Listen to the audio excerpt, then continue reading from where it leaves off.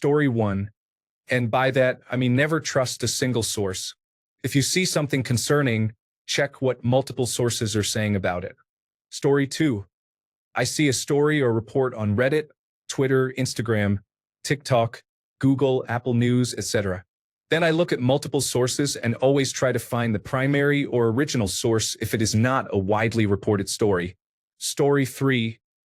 I listen to way too many sources but try to be balanced and figure out talking points before family members regurgitate them, who I feel I don't have to thoroughly vet their reports. Associated Press, Reuters, The Guardian. Small to medium pinch of salt. Philip DeFranco, Public Broadcasting Service, National Broadcasting Company, American Broadcasting Company, both sides of local news, anything live streamed boots on the ground, for example, live videos from social media showing actual events, not just talking about news. Big spoonful of salt and do my own research after that. Social media like TikTok or Facebook. Talking points only. Fox News, One American News, Cable News Network, Midas Touch, and their adjacent channels. Story 4. This interactive chart from the League of Women Voters is good. It charts from least to most liberal or conservative and most to least fact-based. Story 5. The Reuters app and the Associated Press are top choices for me. They follow journalistic standards especially well. NPR and the British Broadcasting Corporation are next. Highly reliable and accurate. After that, I read well-moderated state and city subreddits and my career-specific sources, but these I always double-check against multiple sources if the story is important. Story 6. Librarian here. So many sources. I do not rely on only American sources. It is all curated. Primary sources over secondary sources are the only solid sources. Story 7. Multiple sources are typically best, but not all sources are created equal. I typically try to create a baseline with National Public Radio, Reuters, and the Associated Press. I'll check obviously biased sources to see how things are being spun or if they are even reporting on it. Examples are CNN or Fox News. It is telling if both sides can agree on something. If I feel like I'm taking crazy pills even after that, I will check out international sources such as NHK, the British Broadcasting Corporation, or Der Spiegel. I don't check all of them every time. It is important to have a healthy relationship with the information you consume. I try to limit my news checks to once a day at most, and I only further investigate if I feel the subject is important for me to be informed of, would possibly directly affect my life, or I feel it is going to be a major historical event with rippling consequences. Most of the time, I stop at my baseline, and I only move to biased sources if I wish to know how each side may play it up. Foreign sources are just a sanity check and to provide some outside perspective, even if they are biased themselves. Story 8. Mainly overseas news services like the British Broadcasting Corporation and United States local news, which I think are also much more focused on actual news. The main thing is to just look at multiple sources. Also, you can get your news from typical propaganda sources such as Cable News Network or Fox as long as you can tell the difference between news and sensationalized opinion editorials passed as news. Example, Cable News Network News. Transgender individuals under attack and losing all freedoms. Actual news. President Trump signs executive order banning transgender women from participating in women's sports. Fox News. America under attack by immigrants made up of cartel members and criminals. Actual news. One person killed by an illegal immigrant. Story 9. I do not trust all news media outlets as they are unreliable. Compare information from multiple sources and use your best judgment. But be aware of bias and read the content very carefully. Story 10. I don't think it's about a source. It's about being able to consume it with a critical eye. They all want to tell a story, and I just want the major points. Story 11. For the past few years, I have daily viewed Drudge Report, Yahoo News, Google News, New York Post, CNN, Associated Press, and Reuters. Recently, I added the Washington Examiner. Story 12. I generally trust Associated Press, Reuters, National Public Radio, and British Broadcasting Corporation. They are often reliable. I think with everything, I try to check a few places to understand opinions and what the discussion is. It just depends on what it is.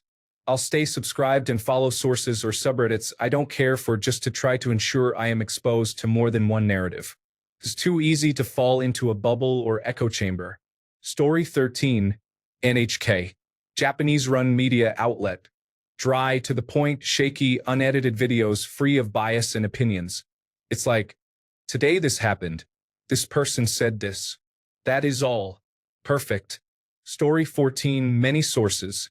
Typically, I read various news articles, and when I notice hyperbole, I start checking against other sources and raw data.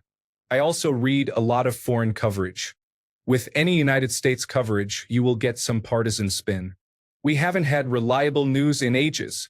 I really liked mid-2000s MSNBC. You had Tucker Carlson, followed by Chris Matthews, followed by Joe Scarborough, followed by Keith Olbermann. I may have the order wrong, but still, it was commentary on the day's news that went right, left, right, left. It provided a decent baseline of each point of view, and you could form your own opinion. Too many echo chambers now. Story 15, a lot of folks are saying this. I check a lot of different sources. I know each one has particular biases, but I figure if I read all the different versions of a story, the biases will cancel out, and I will get something close to the truth. Story 16:1. The Economist is based in London and is not a United States magazine. It is read by the world's elite and summarizes all world news. Columnists are allowed to express their opinions freely. Specialized newsletters do not have to cater to the mainstream. I subscribe to healthcare industry newsletters because I work in healthcare. News alone is not enough. I listen to professors who are specialists in their field. I help host talks by these experts in my community through a nonprofit organization. Story 17. I'm fond of breaking points. They are independent. They don't claim to be unbiased, but every anchor is upfront about their perspective and biases, and they represent a variety of political persuasions. As an independent news source, they are, as an institution, biased toward being anti-establishment in general, but I think that's healthy for a news agency. They are also listener-supported, so there's no conflict of interest with ads. Story 18. Associated Press, Reuters, and The Guardian for straight news. For tech news, Wired is where it's at. Shout out to them for some exceptional reporting on what's going on with the Musk and Dogecoin situation. I'm a liberal, so for opinion and politics, I go for Talking Points Memo, Mother Jones, and New Republic. Story 19. It's not about where you get your news from. It's how you absorb and trust information. You will fall for the traps every time if you see the problem as no unbiased sources. All sources are biased because humans are biased. Learn how to detect bias instead of searching for a lack of bias, and you will be far better off. Oh, and it really helps if you understand how corporate and profit-motivated news outlets are, especially in the United States after the Fairness Doctrine. Story 20. I like the All Sides site. It shows you a topic or event and how all the different biased media is covering it, with a rating for how biased the site is and in which direction. Story 21. You kind of have to follow people you trust and then still do your own research. I trust John Mearsheimer, Jeffrey Sachs, and Norman Finkelstein on anything international. Domestically, I trust Breaking Points. There are influencers like Ezra Klein who are kind of pseudo-objective but actually very biased. Breaking Points is good because they criticize both parties, and the co-hosts are Republican and Democrat-leaning, respectively. Generally, double and triple check not just the facts but, more importantly, the narrative behind every mainstream media article or news story you hear. It can be technically true, but the story they're spinning is most likely a distraction or a skewed representation for an agenda. Studies show democracies lie more to their people than autocracies because democracies have to manufacture consent, whereas dictators do not need manufactured consent. You have to be extremely vigilant in the United States. Story 22, Real Clear Politics, or a balanced portfolio of Substack authors. There are no legacy media sources, as they all decided that the only way to make money was to preach to specific demographics. Story 23, Reuters and the Associated Press. Sometimes watch the public broadcasting service Evening News or Deutsche Welle. Stopped watching National Broadcasting Company, Columbia Broadcasting System, American Broadcasting Company Evening News because they barely cover international news. Rarely news on Asia and pretty much never mention Africa. Story 24. I use ground news to compare news stories across bias and factuality spectrums. Then I cross-check again with Associated Press, National Public Radio, and British Broadcasting Corporation. It's good to get a variety of takes, but honestly, it's a lot of work to be a filter and not a sponge. Story 25. The only mainstream media sources I consider reliable are Reuters and Associated Press News. They report what is happening without rhetoric or spin, and if they post an opinion piece, it is clearly labeled as such. Other than that, I get my news from various alternative media sources, mostly on Substack. Mainstream media in the United States is dead, and social media is in hospice care. Both have been completely compromised by the oligarchs. Even Reddit selectively censors users in alignment with the oligarchy's wishes. That is why it is crazy to me when people describe Reddit as left-leaning. Reddit users might be left-leaning, but Reddit, the corporation, is most definitely not. Story 26. I avoid anything that isn't Reuters or the Associated Press these days. Public Broadcasting Service and National Public Radio are good too, just subject to ongoing attempts to slash their funding. Story 27. The New York Times, The Economist, The Washington Post, The Associated Press, Reuters, Al Jazeera, the British Broadcasting Corporation, Politico, The Financial Times, National Public Radio, ProPublica, and The Wall Street Journal I think are generally reliable. Foreign Affairs and Foreign Policy for Geopolitics. Story 28. None of them are very reliable. I do look at all sources, though. Sticking with just one side leads to a lack of knowledge. Edit. Downvoted for not being single-minded? Okay. Story 29. At this point, I just try to stay away from the news. Most of the things that are happening right now stress me out so much that my stomach starts to hurt when I hear about it. I would rather stay blissfully ignorant because it is starting to interfere with my daily life. Story 30. I read French and Italian news daily. You have no idea how many news stories about the United States are not published here. For instance, the protests in Europe for the Mexicans and for Gaza are hardly, if ever, mentioned here in the United States, sadly. Story 31. Independent sources beyond what's already been mentioned. ProPublica and Reveal News are doing the hard work that traditional newsrooms won't. The University of Florida's independent newspaper got all the dirt on former President Ben Sasse. Story 32. Mainstream media is no longer credible. Independent media is the way to go. The Guardian is good. I also like Midas Touch, Adam Mockler, Luke Beasley, Tennessee Brando, Legal Analysis and Facts, and Brian Tyler Cohen. Story 33.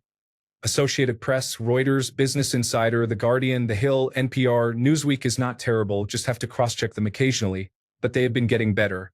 Story 34. As someone who has a family member who is a senior editor with a mainstream media organization, I would recommend Associated Press, Reuters, and Wall Street Journal.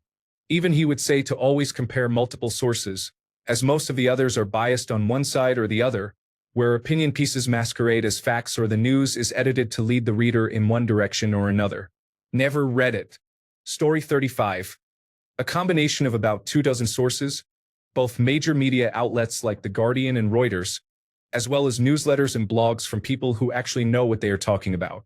The problem is that even fairly reliable sources like National Public Radio are so locked into the official way of covering the news that all they can do is meekly sanitize what is going on or run yet another article about understanding the Trump voter. Therefore, you need inside sources that have first-hand experience. You still have to filter for bias, and I've moved on from a few, but it is possible to do. Not easy, but possible. You have to be willing to do the work. Story 36. For what it's worth. This is why I started Fourth News. It's like a news feed, but all posts come from journalists and news organizations that follow our editorial policy. Story 37. Use all sides media. They give you center reporting for the facts and also provide a right-leaning, left-leaning, and center news article relating to the given headline. It helps you to see what each party is trying to highlight and also gives you a balanced way to see what both sides are saying. By far the most fair news platform in my opinion. Story 38. Daily Go-To. National Public Radio, United States. ProPublica, United States. Public Broadcasting Service, United States. Reuters, United Kingdom. Supreme Court of the United States blog, United States. The Guardian, United Kingdom. The Hill, United States. The Root, United States. Weekly Go-To. Al Jazeera, Qatar. British Broadcasting Corporation, United Kingdom. Daily News, Egypt. Daily Times, Pakistan. Deutsche Welle, Germany. Financial Times, United Kingdom. Folha International, Brazil. Foreign Affairs, United States. France 24, France. Haaretz, Israel. Jerusalem Post, Israel. Korea Herald, South Korea. Le Monde, France. South China Morning Post, Hong Kong. Times of India, India. Vanguard, Nigeria. Wall Street Journal, United States. Xinhua Net, China. Story 39. Never trust one source. I try to find a similar story written by another source numerous times to read between the lines and get a more neutral look at it. Story 40. National Public Radio. Really good economic explanations on the Marketplace report. I listen every morning. Also, my local paper comes out once a week, and I read that cover to cover. Got to know what's for lunch. But the poster who said multiple sources, that is the correct answer. I know that, but don't do it. It's too easy just to listen to my national public radio in the mornings, then ignore whatever else is coming at me. Story 41. Tip: look for news in smaller but stable countries. Most will have an English version of their news. Countries like Norway, Sweden, Denmark, Belgium, Switzerland, and South Korea. There's very little value for big world powers to manipulate those.